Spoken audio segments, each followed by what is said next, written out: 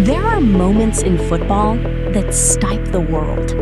Not because they were expected, not because the analysts predicted them, but because they remind every person watching that the game, at its purest, refuses to follow a script. This was one of those moments. The Netherlands arrived at this World Cup as a team with history, quality, and a continental semi-final behind them. Japan arrived as a dark horse, a team, a collective, a side that many believed had already been underestimated once, in 2022, and had never quite forgotten it. What happened next sent a message to every team left in the tournament. To understand the result, you have to understand what both teams were carrying into that match. Ronald Koeman had spent years rebuilding Dutch football. Methodical, patient, technical, the kind of reconstruction that doesn't make headlines but produces results. A European Championship semifinal 2 years earlier had confirmed the project was working. The squad was deep, experienced, and built around some of the most recognizable names in the Premier League. 15 of their 26 players competing in England's top flight. Virgil van Dijk in defense, Frankie de Jong in midfield, Cody Gakpo and Memphis Depay leading the attack.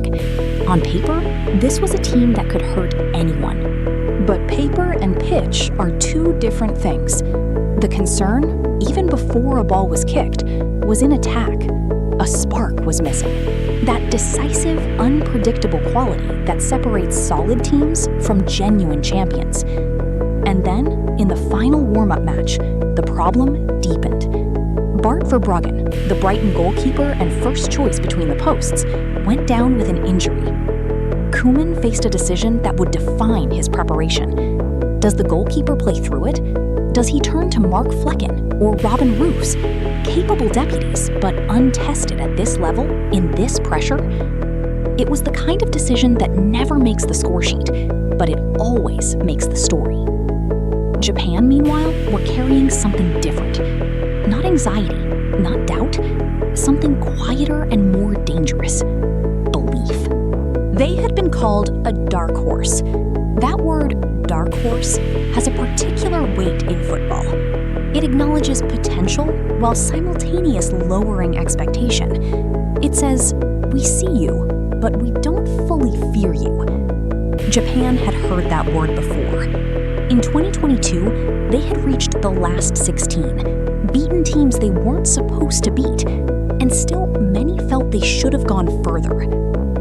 This time, the squad was without its captain.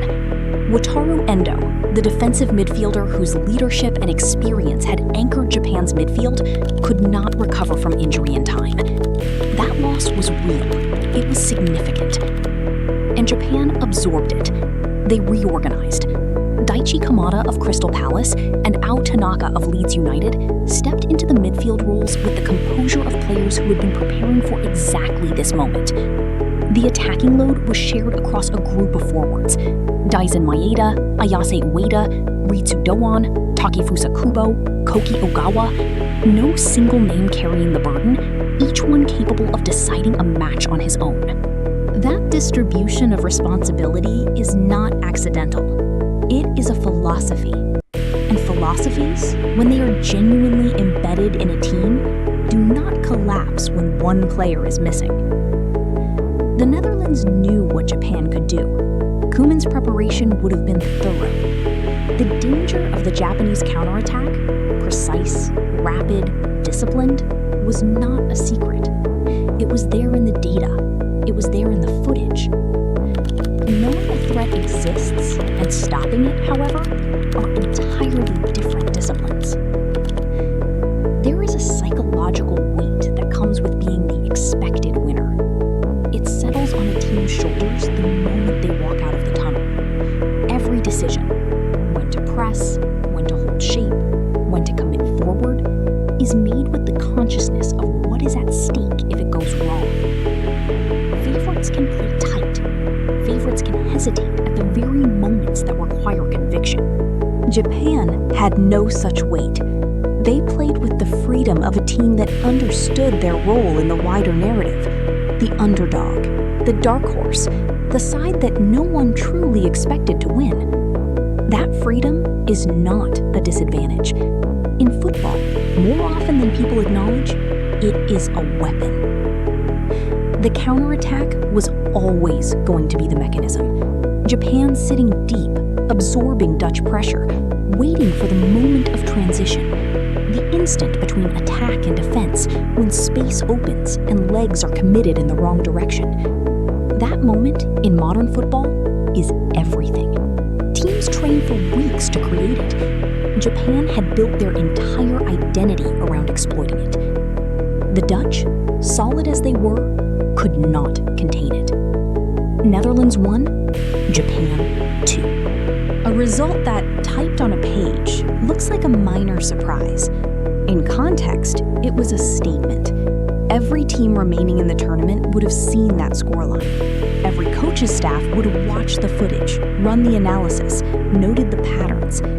Because what Japan demonstrated was not just that the Netherlands could be beaten. They demonstrated how a structured, collective, disciplined team, without a marquee superstar, without an injured captain, without the weight of expectation, could dismantle a technically superior opponent through organization and belief.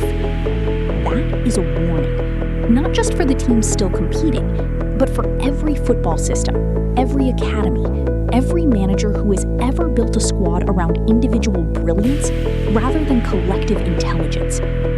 There is a version of this story where the goalkeeper question changes everything, where Verbruggen plays through the injury and makes one critical save in the second half, where Koeman's decision at the back becomes the defensive anchor the Dutch needed. Football is full of those versions, the parallel timelines that supporters replay for years.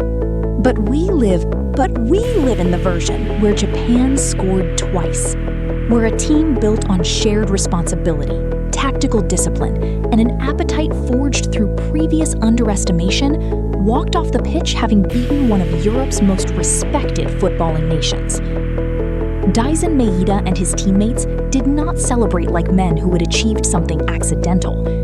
They celebrated like men who had executed a plan. That distinction matters, because accidents fade from memory.